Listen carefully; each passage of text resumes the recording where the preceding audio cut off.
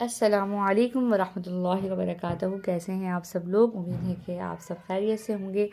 اپنی نئی ویڈیو اور نئے سبق کے ساتھ ہم آپ کی خدمت پہ حاضر ہیں. ویڈیو کا آغاز کرنے سے پہلے جنہوں نے اب تک میرے چینل کو سبسکرائب نہیں کیا ہے، کائنڈلی میرے چینل کو سبسکرائب کر دیجیے، لائک کر دیجیے اور شیئر کر دیجیے.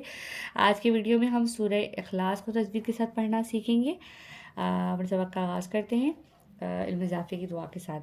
اعوذ باللہ من الشیطان الرجیم، بسم اللہ الرحمن الرحیم، رب زدنی علما.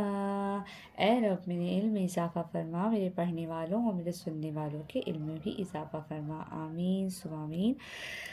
سورۃ الاخلاص مکیہ. بسم اللہ الرحمن الرحیم. قل هو اللہ، قل هو اللہ. یہاں پہ اللہ کے نام کو ہم موٹا پڑھ رہے ہیں کیونکہ یہاں پر اللہ کے نام سے پہلے زبر ہے. قل هو اللہ احد، احد. قل هو اللہ احد.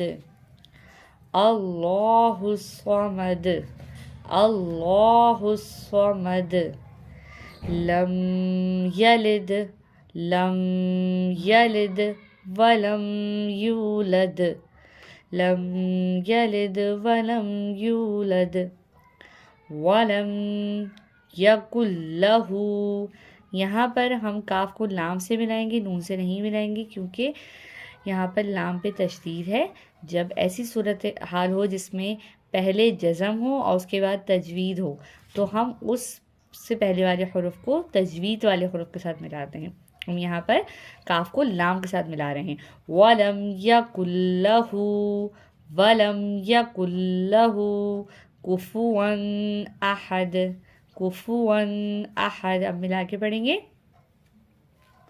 وَلَمْ يَكُنْ لَهُ كُفُوًا أَحَدٌ.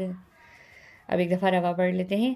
قُلْ هُوَ اللَّهُ أَحَدٌ، اللہ الصمد، لم یلد ولم یولد ولم یکن لہ کفوا احد.